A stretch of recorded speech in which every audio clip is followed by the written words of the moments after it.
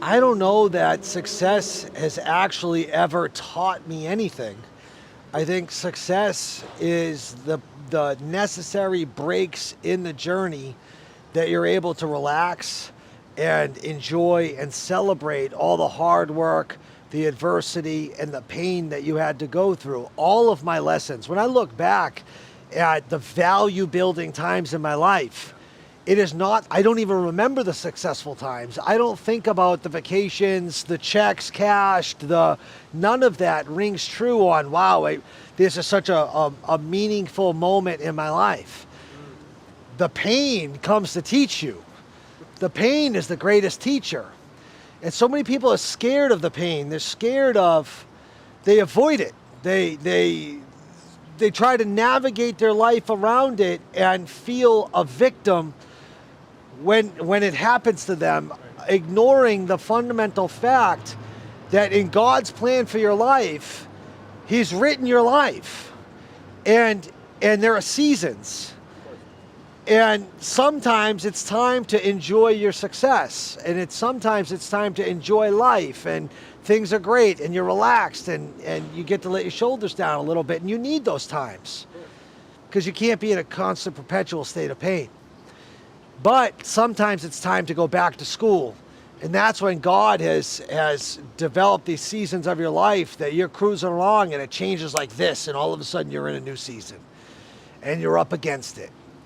So it's really an unbelievable mental framework to get to a place where you can enjoy the peace and the success and celebrate it and stay in the moment without worrying about the future, but also become grateful for the pain when it comes. When the pain comes, you look at it and you're like, what's up, old friend? Been a minute. Nice to see you again. I understand we have a job to do. When a painful, I get goosebumps talking about this because I've been through it so much. When the pain comes, you look at it and you just know, after some seasoning of having been through this a couple times, you know that you're entering a season and a period of your life that it's going to leave you different than how it found you. That the day that pain comes, the day that event happens, the day it discloses itself to you, it says, we're here, it's time. You know that your life nor you is ever going to be the same.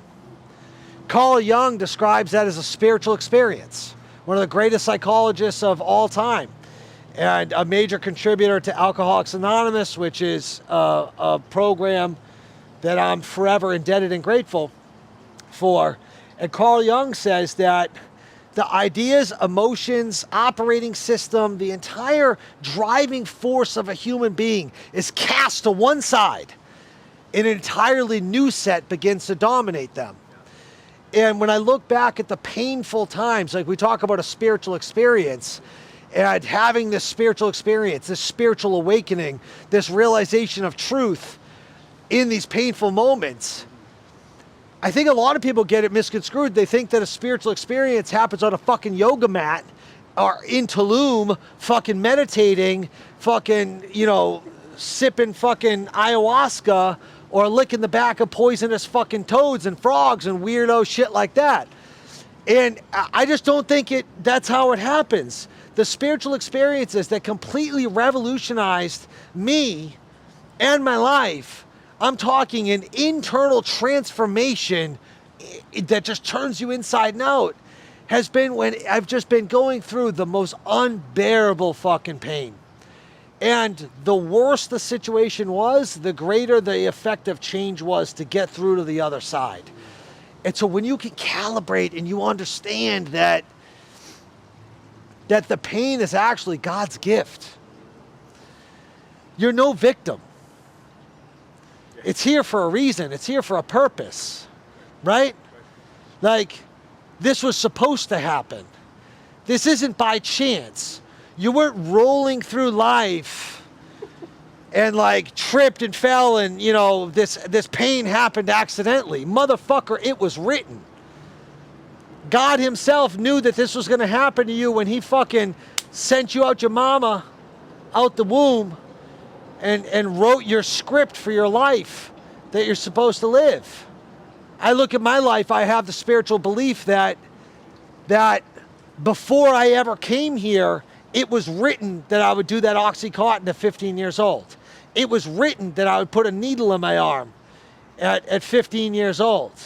That I would have this battle with addiction that would teach me so much, that would bring me to my knees, that at almost 22 years old, it would have dragged me to below rock bottom and introduced me to the only thing that could possibly save my life, my only hope, which was building a relationship with God and complete and total change.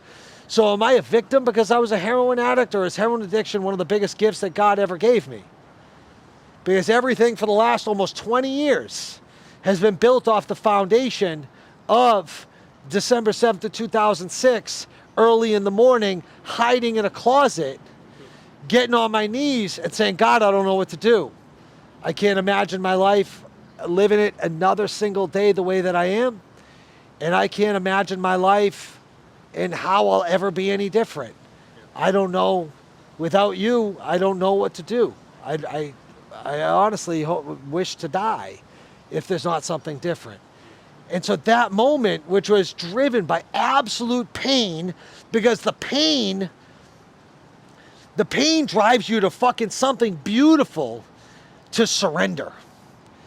And when you surrender over and over and over again to the process, you know that you have to do this beautiful thing called dying the death of self. And what that means is you have your version of you that's here, and you have this pain that comes, and the only way to move through it is that you must evolve into the next version of you that you're meant to be, which inherently means that the version of you that pain came to meet must die. That is what fucks so many people up, because they can't see it. They collapse, they become a victim.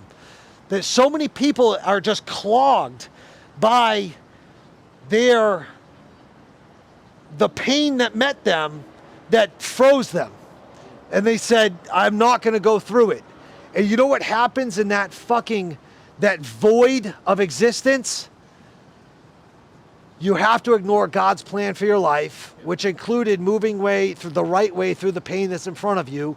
You can't. You experience unbearable psychic pain because you haven't shown up to what God called you for, and you drown that voice out, that conscience, with vices. It's drugs, booze, food, every vice you can think of.